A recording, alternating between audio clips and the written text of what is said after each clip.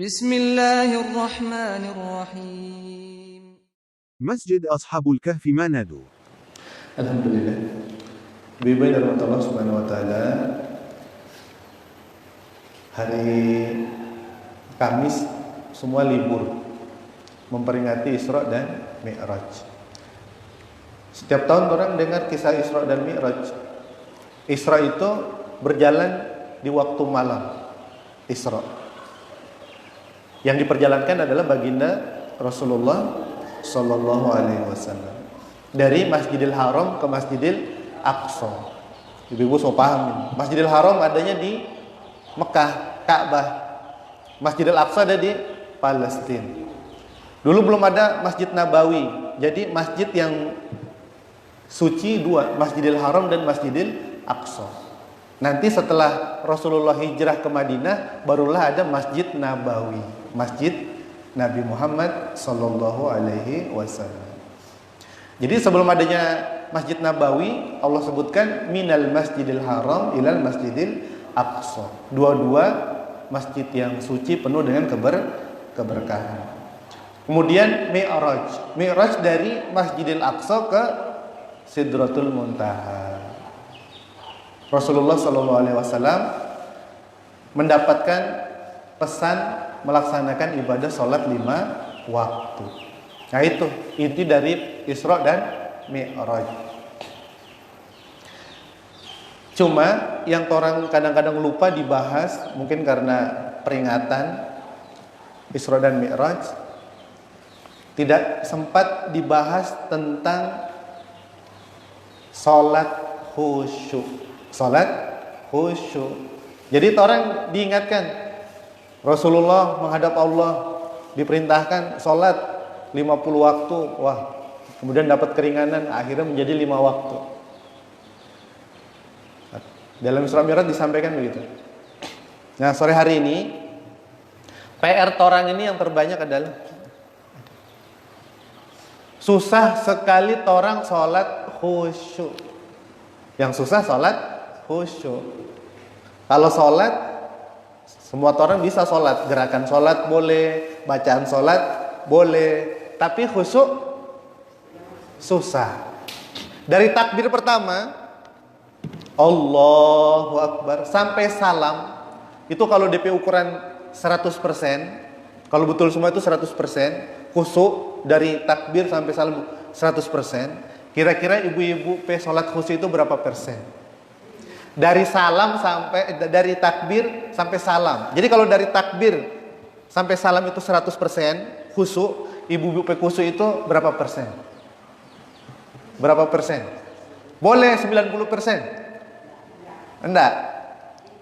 50%? 5%? Mengaku dah.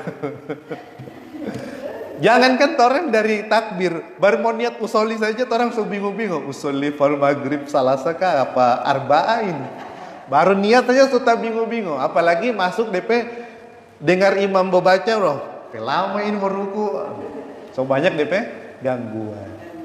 Ini yang berat. Salat khusyuk. Nah, orang belajar sore hari ini bagaimana kan orang mau dapatkan rasa khusyuk itu. Ibu-ibu kalau khusyuk, pernah Rasulullah sallallahu alaihi wasallam itu dalam perjalanan pulang dari perang, singgah di suatu tempat untuk istirahat. Kemudian malam itu istirahat. Ini ada tenda Rasulullah, tenda yang jaga 2 orang, sahabat Rasulullah sallallahu alaihi wasallam. 2 orang ini jaga malam. Kemudian satu orang bilang, "Ngana lebih dulu, nanti kita yang berikut ya. Jadi ngana tidur juga lebih dulu, nanti boku ganti dan begitu kan." Akhirnya satu tidur dan satu orang ini berjaga, kelilinglah dia, keliling tenda, keliling dia lihat-lihat dan dia lihat-lihat ini malam rupa aman, nyanda ada kira-kira dan nyanda ada ancaman, nyanda ada. Kemudian daripada cuma dulu kan tidak ada HP, kalau sekarang ada HP sendiri, ada hiburan, dulu kan tidak ada. Maka ini sahabat ini berinisiatif sholat ya, tahajud atau sholat hajat, pokoknya sholat lah, sholat sunnah ini malam. Jadi Dia so pastikan ini aman, nyanda ada serangan dan lain sebagainya, pokoknya aman, dia siap-siap sholat. Dia sholatlah, Allahu Akbar. Sementara beliau sholat, ternyata ada satu orang musuh yang menyusup. Lihat ini pasukan. Ini musuh ini, lihat ada orang berdiri. Mungkin dia kira ada sementara berjaga-jaga begitu kan. Padahal dia sementara sholat.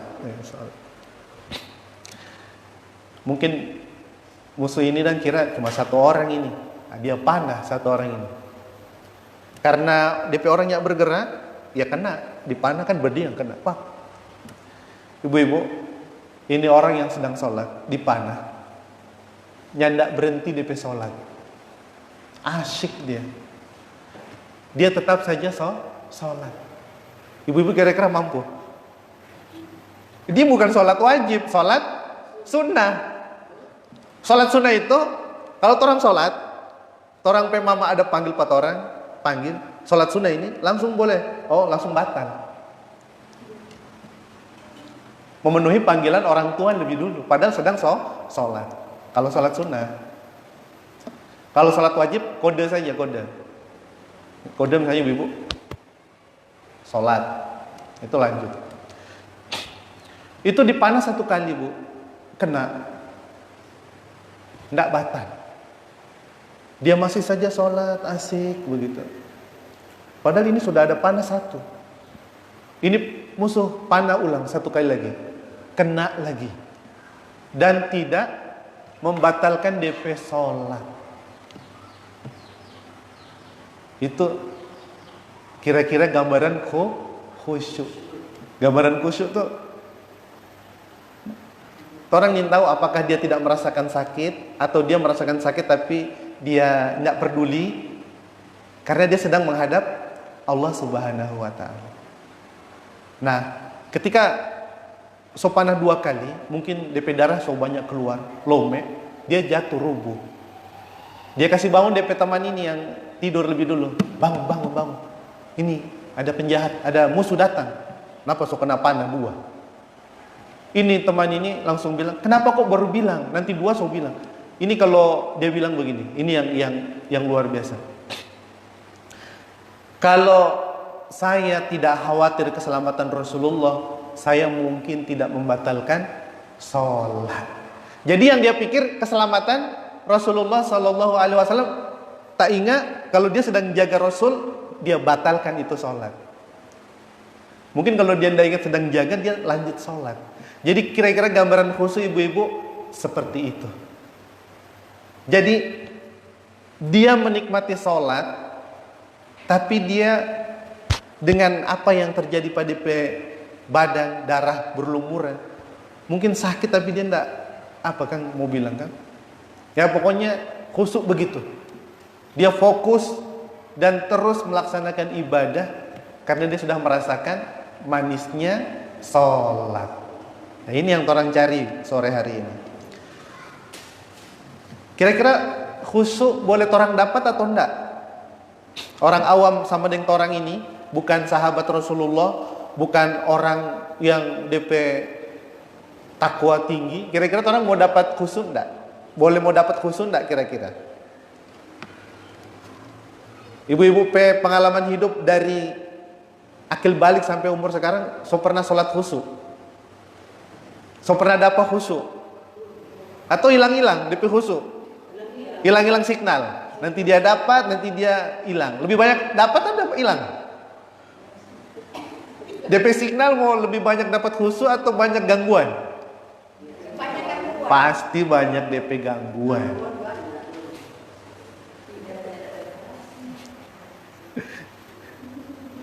Jangankan orang pal 2, sahabat Rasulullah saja DP godaan banyak sekali, apalagi orang. Orang belajar yang pertama ibu-ibu, persiapan sholat. Persiapan sholat. Orang kira sholat wudhu langsung ikut masuk sholat. Enggak.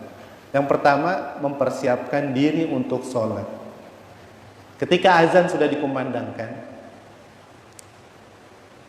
Yang pertama orang siapkan adalah kekhusyuan hati itu sebelum sholat. Bukan di dalam sholat saja, tapi dari awal orang dengar azan, orang sudah hati ini sudah takuti mau khusyuk. Jadi begitu azan terdengar Allahu Akbar, Allahu Akbar, ya Allah, Allah panggil pak orang, Allah panggil pak saya. Ini Allah ini, ibu-ibu dalam pikiran kekasih saya. Allah itu siapa? Kekasih saya. Coba ibu-ibu, kalau orang yang sayang pat orang, cinta pat orang yang panggil, orang senang atau enggak? Pasti senang. Jadi orang masukkan dalam orang pikiran, ini yang panggil orang ke masjid, panggil sholat ini adalah zat yang orang cintai. Begitu Allahu Akbar, yang panggil itu bukan muadzin, tapi Allah sedang kuti orang hati. Ya Allah, inilah zat yang saya cintai, Allah. Jadi sebelum sholat saja, orang hati itu siapkan diri. Saya mau menghadap yang saya cintai. Siapa yang saya cintai? Allah. Makanya orang-orang soleh dulu kalau meninggal itu kata-katanya itu tidak sama dengan orang. Begitu mau meninggal, dia kata-kata saya mau bertemu dengan kekasih saya. Siapa kekasihnya? Allah Subhanahu wa ta'ala. Jadi kalau orang takut mati, orang soleh justru ingin bertemu dengan kekasihnya, yaitu Allah Subhanahu wa ta'ala. Jadi persiapan yang pertama, persiapkan hati begitu dengar azan. Setiap panggilan azan, orang jawab Allahu Akbar, Allahu Akbar. Orang jawab Allahu Akbar, Allahu Akbar. Asyhadu an la ilaha illallah. Orang iko jawab asyhadu an la ilaha illallah. Dijawab asyhadu anna Muhammadur Rasulullah. Orang jawab lagi asyhadu anna Muhammadur. Jadi azan itu seolah-olah dan Allah panggil pat orang, kong orang jawab panggilan Allah. Jadi langkah yang pertama, persiapan diri mendapatkan sholat khusyuk adalah menjawab panggilan kekasihnya. Misalnya Ibu Nursia panggil, Nursia, jawabannya bagaimana? Saya. Nah, kan begitu toh. Iya, dipanggil kekasih mau bilang bagaimana? Kecuali sok kawin. Kalau sok kawin dipanggil dia mau berteriak. Wati siapa? Lain orang dengan lain Tuhan. Jadi ibu-ibu siapkan orang hati menjawab panggilan Tuhan. Allahu Akbar, Allahu Akbar. Ya Allah, ini panggilan yang dirindukan oleh orang beriman. Siapkan hati, Allahu Akbar. Hayya 'alas shalah. Ibu-ibu, ayo salat. Dijawabnya bukan dengan hayya 'alas shalah. La haula wala quwata illa billah. Kenapa jawabannya lain? Tidak sama dengan yang pertama, yang kedua dengan yang terakhir. Hayya 'alas shalah dengan hayya 'alal falah dijawab dengan la haula wala quwata illa billah. Itu seolah-olah orang mau bilang begini, wahai kekasihku, aku tuh nggak bisa mau berjalan, nggak bisa mau ke masjid, nggak bisa sholat kecuali dengan kekuatan yang engkau berikan, kekuatan cinta yang engkau berikan kepada saya. La haula, nggak ada kekuatan saya, nggak ada kemampuan, kuat tuh nggak ada. Illa billah, kecuali kekuatan cinta, energi yang engkau berikan kepadaku untuk melangkah ke masjid, untuk mengambil jipu, mengambil wudu. Maka jawabannya bukan hayya 'alas shalah, tapi la haula wala quwata illa billah. Hayya 'alal falah, jawab sama lagi, la haula wala quwata. Nanti kalau habis sholat kamu untung, kamu menang, kamu sukses. Lagi-lagi orang jawab sama, ya Allah kekasihku, aku nggak bisa berhasil, aku nggak bisa sukses, aku nggak bisa menyelesaikan masalah ini kecuali dengan kekuatan cinta, kekuatan tenaga darimu. Maka jawabannya la haula wala quwata illa billah. Allahu Akbar, Allahu Akbar. Orang jawab lagi Allahu Akbar, Allahu Akbar. Baru tutup la ilaha illallah. La ilaha illallah Muhammad Rasulullah sallallahu alaihi wasallam. Ibu-ibu kalau hafal baca doa selesai azan. Allahumma rabb hadhihi da'wati tammah wa salatil qaimah. Nah, itu nanti dihafal masing-masing.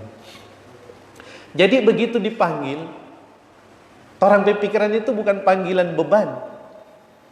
Kalau beban, lelah orang, capek. Tapi ini panggilan yang orang cintai, Allah Subhanahu wa ta'ala. Ini panggilan kekasih kita. Kekasih saya memanggil. Orang Bu, kalau jatuh cinta, dia mau tinggal itu DP pekerjaan. Karena dia lebih pentingkan yang dia cintai daripada yang lain. Makanya kadang-kadang cinta itu bikin orang gila. Orang kalau sudah jatuh cinta, gila. So, tidak berhitung. Lautan akan ku seberangi, gunung akan ku daki. Itu orang kalau sudah jatuh cinta. Jadi pertama siapkan orang hati begitu mendengar azan. Kalau subuh, azan subuh berat, kekasihku memanggil ketika dalam suasana yang sangat syahdu.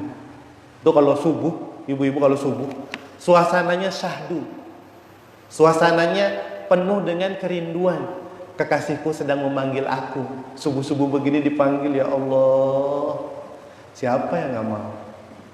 Makanya balasan orang yang sholat subuh, sholat sunnah 2 rakaat sebelum subuh itu, dunia dan seisinya itu kalah dengan sholat sunnah 2 rakaat sebelum subuh. Allah kasih kepada hambanya, kepada kekasihnya yang berjuang melaksanakan ibadah sholat subuh. Jadi ibu-ibu yang pertama adalah orang berpikiran, ini yang panggil kekasih saya. Kalau sudah kekasih dalam hati, itu jadi ringan di dalam hati. Mau bergerak, mau bikin apa-apa, kalau kekasih yang minta, orang ringan, mudah mau bikin. Ibu-ibu ambil wudhu. Berikutnya ambil wudhu. Ada sunnah wudhu. Yang ini boleh ibu-ibu amalkan. Orang kalau jatuh cinta Bu, mau suka bercerita, mulut itu bau atau wangi? Pasti wangi. Makanya ada iklan gula-gula di televisi. Kalau mau baku dapat dengan orang lain, makan ini gula-gula supaya itu orang yang terganggu. Sunnah selain wudhu, orang sikat gigi. Kalau subuh itu yang penting. Karena orang 8 jam, 9 jam, ini kosong, tidak ada aktivitas, ada aroma yang tidak sedap. Sikat gigi. Mudah-mudahan jadi harum, jadi enak. Mau cuma Allah nama. Begitu wudhu, tangan sampai kaki, orang wudhu so siap, tutup dengan doa selesai wudhu. Doanya itu yang terpenting, Allahumma ja'alni minat tawabina wa ja'alni minal mutatahhirin. Ya Allah, jadikanlah aku minat tawabin, daripada golongan orang-orang yang bertaubat.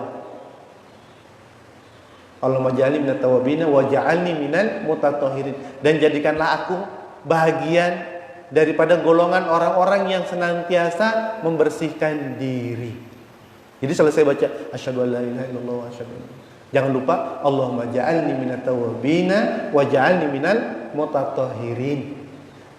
Karena Allah senang dengan orang yang taubat dan orang yang membersihkan DP diri. Innallaha yuhibbut tawabin wa yuhibbul al-mutatahhirin. Maka doa ini tidak boleh lepas. Habis wudhu baca.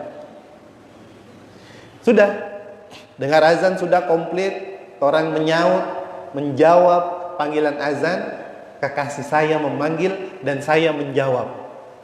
Pergi berwudu, siap sudah. Yang kedua ibu-ibu, tumak ninah. Apa itu tumak ninah? Tenang. Ibu-ibu tenang. Tidak boleh ada pikiran yang macam-macam. Orang yang kedua setelah siap diri, tenang, pikiran, saya menghadap kekasih saya, Allah Subhanahu wa ta'ala. Tenang, tumak ninah.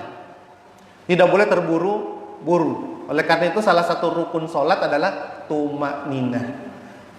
Kalau berdiri dengan baik, kalau ruku dengan baik. Ibu-ibu kalau ruku perhatikan DP punggung usahakan sama dengan begini, rata. Ini boleh ada bengkok sedikit begini. Tapi usahakan tray. Tray ini maksudnya kalau laju-laju sholat kan ada tray. Yang dimaksud maksudnya begitu ruku tenang. Allahu Akbar. Tenang. Sami Allahu liman hamidah. Tenang, berdiri. Jadi DP gerakan sempurna. Kalau ruku sempurna, iktidal juga sempurna. Ibu-ibu dulu kan pernah lihat tuh kalau bulan puasa, bulan Ramadan, tarawih 7 menit. Itu DP rukun tumakninah hilang. Laju. Nah, orang hindari. Orang usahakan tumakninah. Gerakan yang tenang. Allahu Akbar. Tenang. Subhana rabbiyal azim wa bihamdihi. Subhana rabbiyal azim wa bihamdihi. Subhana rabbiyal azim wa bihamdihi. Sami Allahu liman hamidah. Rabbana wa lakal hamdu mil'us samawati wa mil'ul ardi wa mil'u ma syi'ta min syai'in ba'd. Jadi diselesaikan DP gerakan, DP bacaan juga disempurnakan. Jadi setelah orang pertama mempersiapkan hati, begitu masuk gerakan-gerakan sholat, bacaan-bacaan sholat, tenang. Tidak boleh terburu-buru, tapi bukan lambat juga. Sami Allahu liman hamidah. Bukan diperlambat juga. Dia wajar dan tenang. Pada umumnya bagaimana? Begitu tenang. Nah, gitu. Tumanina dalam sholat. Gerakan, bacaan dibaca sesuai dengan ukurannya masing-masing. Baginda Rasulullah SAW menyampaikan, la tatimmu shalah ahadikum hatta yaf'ala dzalik. Tidaklah sempurna salah seorang di antara kamu sebelum melakukan tumakninah. Melakukan gerakan tumakninah, gerakan yang tenang, yang rapi. Ada sahabat yang bertanya ketika Rasulullah menjelaskan sejahat-jahat manusia adalah pencuri, yaitu orang yang mencuri dari sholatnya. Ada orang mencuri ketika dia sholat. Maka seorang sahabat bertanya, ya Rasulullah, bagaimana ia bisa mencuri DP sholat? Maka Rasulullah menjawab, ia tidak menyempurnakan ruku dan sujudnya. Jadi tuh mencuri bukan cuma tuh mencuri harta, ternyata sholat juga boleh dicuri. Maksudnya diambil DP hak tumaknina, hak bacaan dibaca sempurna dihilangkan, diambil, itulah yang dinamakan mencuri dalam sholat. Jadi orang tumaknina. Yang kedua, tumaknina. Yang ketiga, ibu-ibu, ketika sholat yang pertama dihadirkan, mungkin ini sholat saya yang terakhir. Mengingat mati ketika sholat. Jangan-jangan ini sholat saya yang terakhir. Maka saya akan lakukan sebaik mungkin. Orang kalau terakhir, apa permintaan kamu yang terakhir? Itu orang kalau mau dihukum mati, ditembak, itu biasanya orang minta apa yang terpenting buat DP hidup, itu yang dia mau lakukan. Orang beriman ketika ditanya, apa yang kamu minta sebelum dihukum mati? Ada seorang sahabat sebelum mau dihukum mati itu, waktu zaman Rasulullah SAW itu, saya mau sholat 2 rakaat aja. Sholat 2 rakaat sebelum dihukum mati oleh orang kafir Quraisy. Itu DP sholat, ya mungkin orang bilang kan itu khusyuk, bagus. Dia menghayati setiap gerakan, setiap bacaan. Tiba-tiba di rakaat terakhir, dia kasih percepat sujud terakhir dengan DP atahiyat. Kemudian dia bilang, kalau nyanda khawatir mau berpikir. Jadi dia mengkhawatirkan Mungkin orang-orang kira nih kita sedang sholat lama lantaran takut dihukum mati. Makanya dia percepat DP sholat. Jadi DP sholat karena bagus, DP waktu agak lama. Kemudian dia tiba-tiba punya pikiran, kaget orang kira ini kita lama-lama sholat lantaran takut dihukum mati. Jadi dia bilang, saya sebenarnya suka mau sholat lama dan karena itu sholat yang terakhir. Karena sholat terakhir saya mau kasih yang terbaik buat kekasih saya Allah. Saya suka sholat lama, sholat yang terakhir. Cuma kaget mau dikira ini lantaran kita takut dihukum mati. Jadi kita kasih cepat di gerakan yang terakhir. Jadi ketika orang sama dengan nanti kalau orang mengalami sakaratul maut dan diberikan kemudahan, maka orang banyak-banyak doa itu. Allahumma inna nas'aluka salamatan fid din, orang perbanyak. Ketika sakaratul dipermudahkan, punya pikiran begini, sakaratul maut punya pikiran, saya bertemu dengan kekasih saya yang selama ini saya cumu-cumu DP nama Allah, Allah, Allah, subhanallah, alhamdulillah, wa la ilaha illallah, Allah, astagfirullah, la ilaha illallah. Jadi begitu sakaratul maut, orang punya pikiran, mudah-mudahan dimudahkan, saya mau bertemu dengan kekasih saya Allah subhanahu wa ta'ala.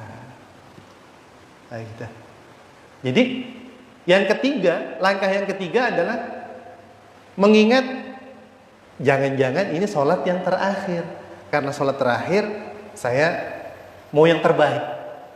Itu ibu, mungkin setan menggoda, tapi orang pikiran psikologi, so sama dengan mau bilang begini pas setan, maaf setan, ini so terakhir, kita mau kasih yang terbaik ke Tuhan. Allah tenang, menghayati. Begitu Allahu Akbar itu DP pikiran memang betul-betul Allahu Akbar. Gitu. Jadi beda orang sholat dengan DP rasa dengan orang sholatnya ada DP rasa. Ibu-ibu kalau makan enak ada rasa atau nyadar DP rasa? Pasti suka yang ada DP rasa. Begitu juga dengan sholat. Toranglah yang membangun rasa nikmat ketika berdiri, ruku dan sujud di hadapan Allah Subhanahu wa ta'ala. Begitu sujud, Allahu Akbar, subhana rabbiyal a'la wa bihamdihi subhana rabbiyal a'la. Subhana. Allahu Akbar. Ibu-ibu rasakan betul-betul di situ, rasakan yang orang betul-betul memang sama dengan kalau orang cium tangan pak orang tua. Cium tangan pak orang tua yang selamanya baku dapa. Begitulah DP rasa sujud ketika orang sholat. Orang sedang bertemu dengan orang yang selama ini baik dengan orang tua. Jadi begitu sholat, ya Allah, itu orang kasih penghormatan yang terbaik, sujud. Dan sujud yang terakhir itu sama dengan habis sujud ini mungkin kita sunyi anda ada. Jadi DP pikiran yang terbaik yang dilakukan. Karena setelah terakhir. Jadi ibu kalau dikasih pilihan, apa yang diminta sebelum meninggal? Sholat 2 rakaat. Gagah, indah sekali. Kalau orang bisa melaksanakan ibadah sholat sepenuh hati, sepenuh jiwa, sepenuh rasa, nikmat. Nah, kebanyakan latihan sholat khusyuk itu sholat tahajud. Sholat tahajud. DP waktu hening. Waktu istirahat. Apalagi orang ini di Pal 2 masih banyak hewan-hewan, binatang-binatang dan enak. Apalagi yang di pinggir kuala begini. Kalau malam dapat dengar binatang-binatang. Lain DP kalau begini kan suara kipas, suara orang lewat, suara orang berjual. Kalau malam orang ditemani dengan suara-suara hewan-hewan yang juga bertasbih, berzikir kepada Allah Subhanahu wa ta'ala. Jadi latihan sholat khusyuk itu yang pas adalah sholat tahajud. Ibu-ibu ambil waktu, niat. Sebelum tidur, ambil wudhu, saya niat sholat tahajud. Biar dapat 2 rakaat. Tutup witir 1 rakaat. Nah, ibu-ibu latihan lah. Berdiri lurus, fokus, Fokus itu hadirkan nama Allah.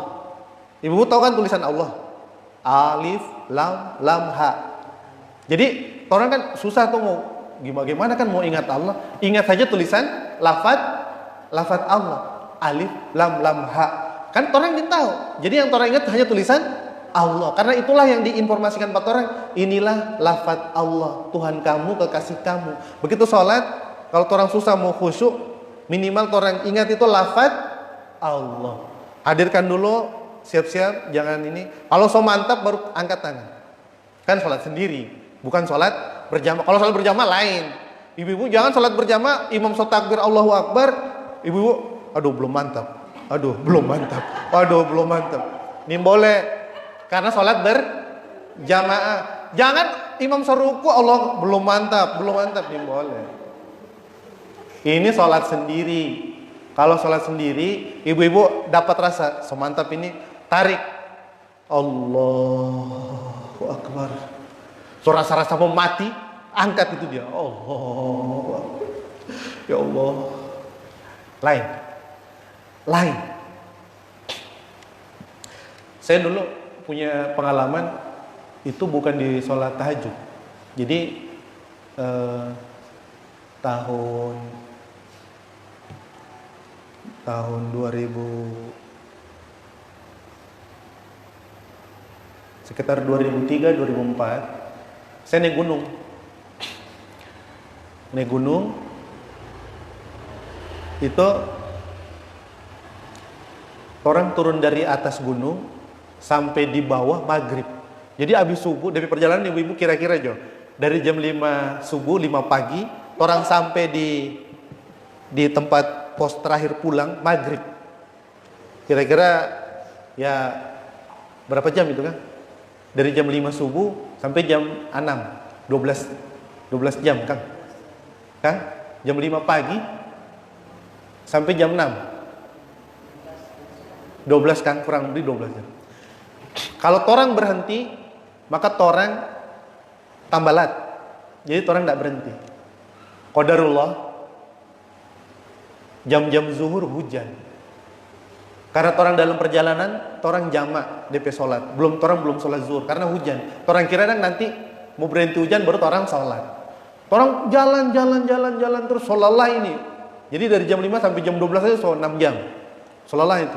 Tapi orang yang boleh berhenti karena kalau orang berhenti mau lebih lat orang sampai di pos terakhir. So, pos mau pulang itu. Masuk zuhur nanti orang tunggu hujan selesai, orang jalan dulu, orang jamak. Kan orang boleh jamak dalam perjalanan toh. Orang jamak di hutan ini, hujan. Orang jalan pokoknya hujan. Itu orang ada 6 orang lah, itu kira-kira 6 orang. Jalan masuk asar jam 3. Terus mau sholat. Itu hujan belum berhenti. Nanti sedikit lah, tambah sampai jam 4. Orang mudah-mudahan hujan berhenti, orang sholat. Nah begitu. Sampai jam 4 orang jalan itu tidak berhenti hujan. Orang putuskan, orang sholat jamak, takhir, qasar. Jamak, takhir, jamak di akhir. Jadi asar dulu 2, baru zuhur 2. Itu dia nama jamak, takhir. Qasar diringkas, 4 jadi 2. Kalau tadi orang di zuhur, dia nama jamak takdim. Zuhur 2, asar 2. Jadi kalau di zuhur, dia nama jamak takdim. Kalau orang jamak di asar, jamak takhir. Jamak yang diakhirkan.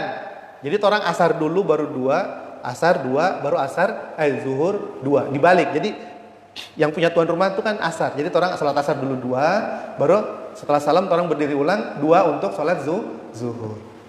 Ibu-ibu itu hujannya berhenti-berhenti. Orang sholat hujan-hujan di hutan. Orang 6 orang. Tolong sholat. Sholatlah itu. Dari jam 5 sampai jam 4 orang itu tidak berhenti. Cuma berhenti buat sholat. Di perasa lelah itu memang dapat rasa. Tapi begitu orang sholat, ibu-ibu, justru di situ saya menangis. Ini tahu apa? Dapat rasa dan begini. Mungkin dan itu hari begini. Saya sholat di masjid sering, ya kan? Sholat di rumah sering. Kemudian sholat di gunung juga kan dulu kan sering naik gunung, sering. Tapi sholat di hujan-hujan, kenal hujan dan kong lelah sekali, baru itu. Seumur hidup sampai sekarang baru itu. Hujan-hujan kong sholat. Di situ saya dapat rasa nyes. Jadi ternyata khusyuk itu, nikmat itu Allah yang kasih. Tapi orang ini boleh berhenti untuk meminta. Orang ingin tahu kapan Allah kasih rasa nyes. Itu orang sujud terakhir rasa-rasa sama dengan tuh sahabat ada bilang, rasa-rasa nih mau angkat ini kepala. Rasa-rasa nih mau berhenti itu sholat. Jadi tanda-tanda khusyuk itu ibu-ibu nih mau berhenti itu sholat, nih mau stop salam, itu ciri-ciri sholat khusyuk. Ibu-ibu nih mau berhenti untuk stop salam. Jadi ibu-ibu kalau misalnya dapat titik, kita nih mau berhenti ini sholat, ibu-ibu sudah dapat itu khusyuk. Orang lain-lain. Jadi ibu-ibu mungkin nanti Allah kasih apa. Jadi itu dulu pengalaman. Habis sholat jalan lagi orang sampai maghrib. Orang itu sampai di rumah seminggu saya di rumahnya kemana-mana. Cuma nggak bisa bikin apa-apa, merasa patah ini badan habis. Jadi ibu-ibu khusyuk. DP tanda-tanda ibu-ibu nih mau berhenti sholat, nih mau kasih stop, nih mau pokoknya suka dan waktu ini berhenti dan seterusnya sholat. Itu ciri-ciri khusyuk. Nyes dia. Mungkin ada yang 1 menit, 3. Pokoknya dia tidak lama, tapi rasa-rasa itu sholat yang akan dikenang. Rasanya kayaknya itu yang terbaik, Ustaz. Jadi di tengah hujan orang masih melaksanakan ibadah sholat. Kemudian ini masih ada beberapa lagi. Tolong sambung pekan depan jo. Sampai 10.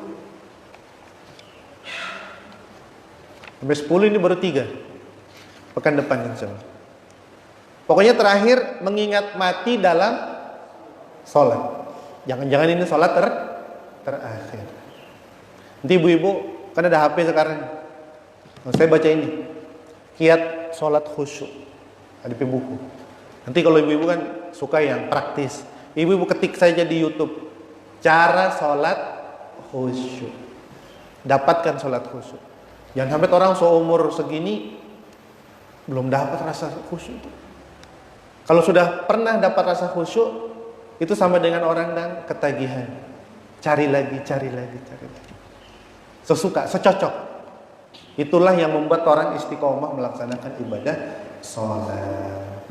Mudah-mudahan bermanfaat. Insyaallah nanti orang melanjutkan. Jadi inti daripada Isra Mi'raj, orang bukan cuma Isra Mi'raj, Allah perintahkan Rasulullah salat 5 waktu. Orang lupa DP bab salat khusyuk. Mudah-mudahan majelis taklim bisa mengingatkan kita betapa pentingnya salat khusyuk yang membuat diri kita terus bertahan melaksanakan ketaatan dalam kehidupan. Mudah-mudahan Allah kasih sehat, istiqomah melakukan amal-amal ibadah dalam kehidupan kita. Amin ya rabbal alamin. Wujud qidam baqa mukhalafatuhu lil hawa